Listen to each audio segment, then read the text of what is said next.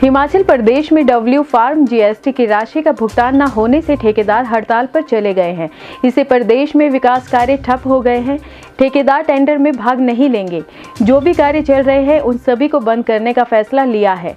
इस दौरान चंबा के ठेकेदारों ने उपायुक्त कार्यालय के बाहर प्रदर्शन किया, साथ ही उपायुक्त चंबा को ज्ञापन सौंपा। ठेकेदार एसोसिएशन का कहना है कि मुख्यमंत्री जयराम ठाकुर से वार्तालाप के बाद भी मामला नहीं सुलझाया गया है। ठेकेदारों की सभी यूनियनें इस मामले को लेकर एक हो गई हैं।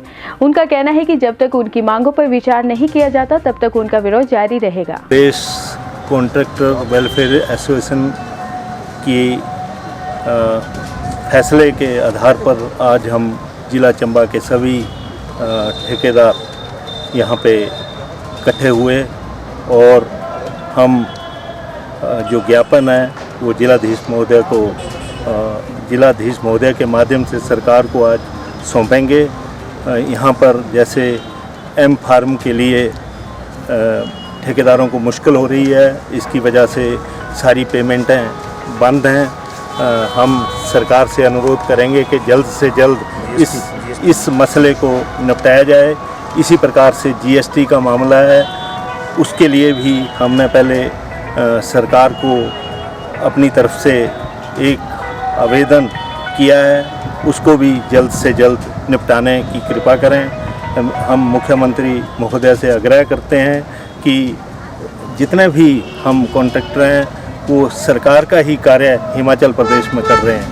लगभग 5 लाख लोग हमने सीधे तौर पे लोगों को रोज़गार दिया हुआ है हिमाचल प्रदेश में।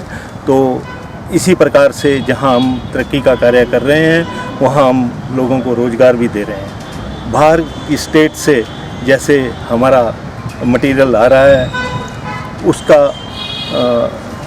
उसके लिए भी ऐसा पता लगा है कि सरकार ने ये अगर पंजाब से हमारा मटेरियल आ रहा है उसके लिए सरकार ने छूट दी है। ये बहुत अच्छी बात है।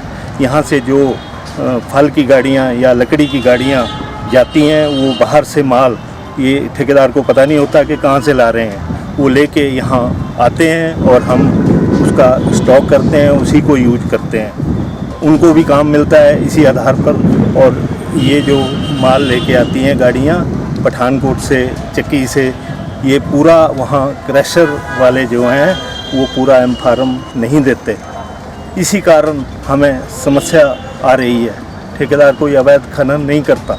इसी प्रकार से जहाँ पे कोई कटिंग का कार्य हो रहा है वहाँ पर हमसे 300 रुपये रिकवरी विभाग पीडब्ल्यूडी विभाग कर रहा है, लेकिन उस मटेरियल को हम वहाँ पे यूज करते हैं, दोबारा उसका एम फार्म मांगा जाता है।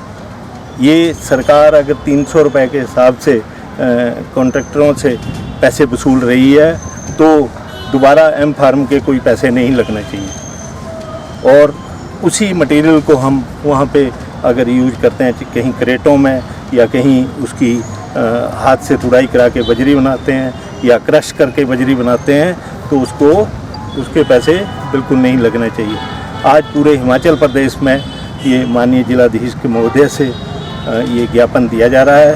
हम सरकार से ये अनुरोध करते हैं कि शीघ्र से शीघ्र इसका हल निकाला जाए और इसी प्रकार से पूरे हिमाचल प्रदेश में कॉन्ट्रैक्टर एसोसिएशन ने ये फैसला किया है कि 7 तारीख के बाद कार्य बंद कर दिए जाएंगे। और हम लोग भी पूरे स्टेट की जो कॉन्ट्रैक्टर वेलफेयर एसोसिएशन का फैसला है उनके साथ हैं। जिस प्रकार से स्टेट वेलफेयर एसोसिएशन फैसला करती है उसी प्रकार से हम चंबा जिला के तमाम ठेकेदार उसी प्रकार से यहाँ कार्य करेंगे।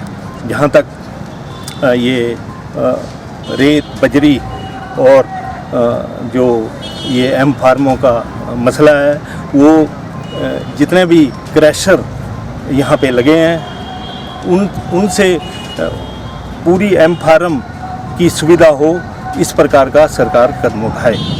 मैं आप लोगों के माध्यम से एक बार फिर माननीय मुख्यमंत्री हिमाचल प्रदेश से प्रार्थना करता हूँ कि शीघ्र हमारा ठेकेदारों का ये मसला हल किया जाए।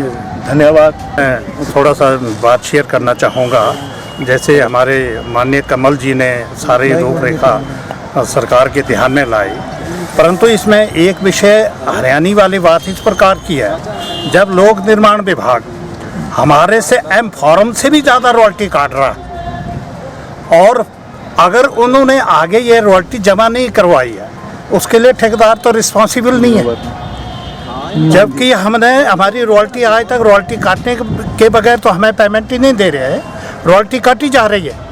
और एम फार्म के माध्यम से अगर हमें दोबारा से कौन सी रॉयल्टी दें और जैसे पहले डिपार्टमेंट काटता था उसी तर्ज पे होना चाहिए। प्लस मान लो पांगी जैसे इलाका है जहाँ 100-100 200-200 किलोमीटर के सराउंडिंग में कोई क्रैशर ही नहीं है, वहाँ पर अगर ये एम फॉर्म के सुविधा है नहीं, पठानकोट से जो वहाँ तक पत्थर जाएगा या सरकार के खजाने में कितना चूना लगेगा। कॉन्ट्रैक्टर ने तो जो टेंडर भरना है पत्थर की दूरी के आधार पर ही टेंडर भरेंगे, लेकिन वो सारा का सारा नुकसान सरकार को है। सरकार के रेट कहाँ से कहाँ पहुँचेंगे। तो ये विषय एक बहुत गंभीर विषय है, सरकार को भी इससे नुकसान है और ठेकेदारों को तो नुकसान है ही। आज हमारे जो हिमाचल प्रदेश कॉन्ट्रैक्टर जो वेलफेयर एसोसिएशन है उसके आह्वान पर उन्होंने ये फैसला लिया था। उसके लिए हम जिला चंबा की जो हमारी बॉडी है कॉन्ट्रैक्टर वेलफेयर सोसाइटी को इकट्ठा हुए और हम एक जो जिलाधीश के माध्यम से जो है माननीय मुख्यमंत्री को जो है वो ज्ञापन सौंप रहे हैं। हमारा इशू जो ये है वो है एम फॉर्म का। और सबसे बड़ी बात ये समझने वाली है कि मान लो हम ठेकेदारों को जो है सरकार काम आवंटित कर रही है, ठीक है जी। अब उसके लिए कोई भी ठेकेदार है खुद तो रेता और बजरी जो है इकट्ठा नहीं करता है, वो क्रशर से माल खरीदता है। तो क्रशर मालिकों के पास जो है एम फॉर्म की उपलब्धता नहीं है।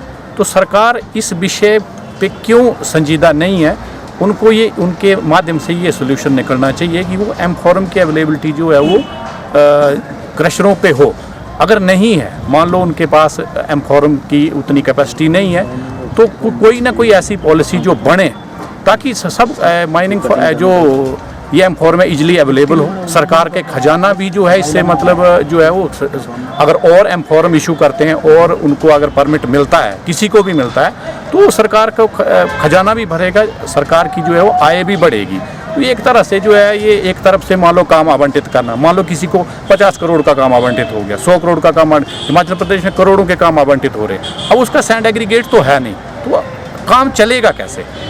अगर मान लो सैंड एग्रीगेट के लिए एम फॉर्म का मतलब है कि उतना हमने सैंड एग्रीगेट जो है ख़रीदा है, अगर उतना अवेलेबल नहीं है तो उसकी ऐसी पॉलिसी बनाई जाए कि वो खड्डों में तो माल है, उसके लिए ऐसी पॉलिसी बनाई जाए कि वो पट्टे दिए जाएं लोगों को और आसानी से जो माल मिल जाए और एम फॉर्म मिले। सरकार की आय भी बढ़ेगी, इसमें कोई ज़्यादा कोई बड़ी प्रॉब्लम वाली बात नहीं। लेकिन सरकार जो है इसमें जो है वो कोशिश करे और माननीय मुख्यमंत्री से हमारा निवेदन है कि ये मसला जल्द सुलझाया जाए, अदरवाइज ठेकेदार जो है आगे काम नहीं कर पाएंगे और हिमाचल का जो विकास के पहिए हैं वो रुक जाएंगे। ये और दूसरा हमारी स्टेट कार्यकारिणी द्वारा जो निर्णय लिया गया कि आगे जो काम लगेंगे वो कोई कंट्रैक्टर जो है वो नहीं भरेगा, टेंडर नहीं डालेगा।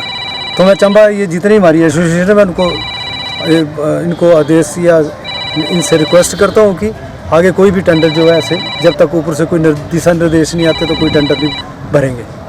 आज से आपका काम बंद है भाई। ये मतलब अगर सरकार फिर भी नहीं मानती है, आपका अगला एक्शन क्या है? काम हम डालेंगे नहीं। अब जो नेक्स्ट टेंडर जो भी होंगे हम कोई टेंडर नहीं डालेंगे। एम फॉर्म की जरूरत पड़ेगी। जब ये काम ही नहीं होंगे तो हम बिल्कुल टेंडर नहीं डालेंगे।